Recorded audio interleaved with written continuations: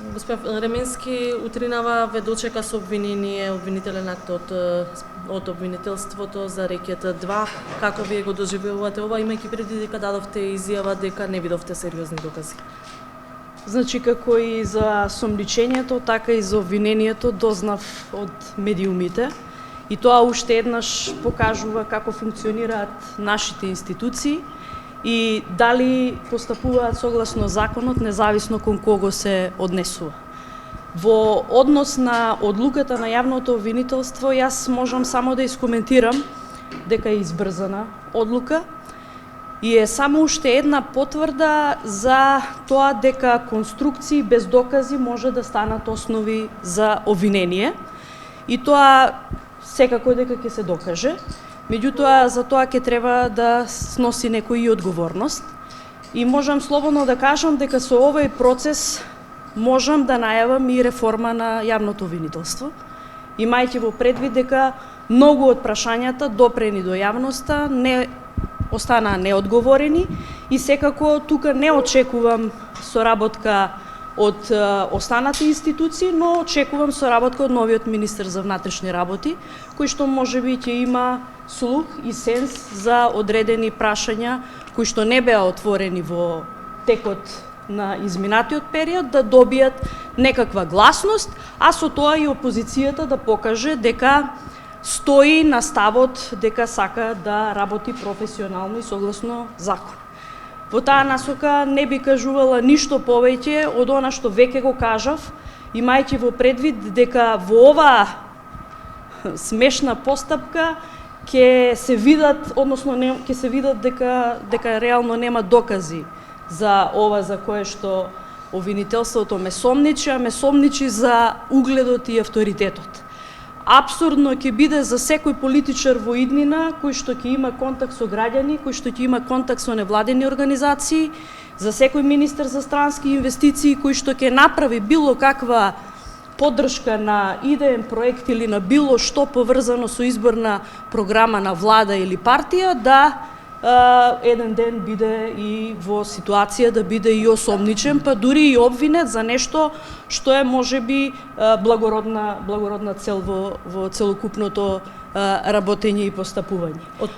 Очекувате мандатот да го истерате, иницијатива за одземање на мандат? Не верувам дека такво нешто ќе се случи. Прво, јас не гледам дека има основа воопшто и ова да се случува за кое што денеска разговараме.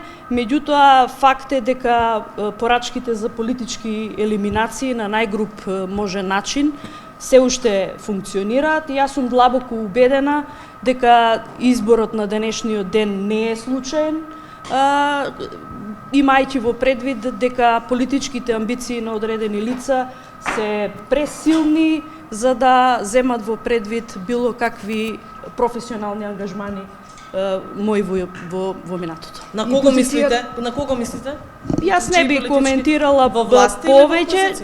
коментирала повеќе, значи би сакала да ме следите во следниот период и секако доколку и вие сакате да постои вистинска реформа на институциите, да ги поставувате вистинските прашања. Јас жалам што и досега не ги поставивте вистинските прашања и не добивте одговор за дел од работите кои што ги најавив и ги отворив во јавноста.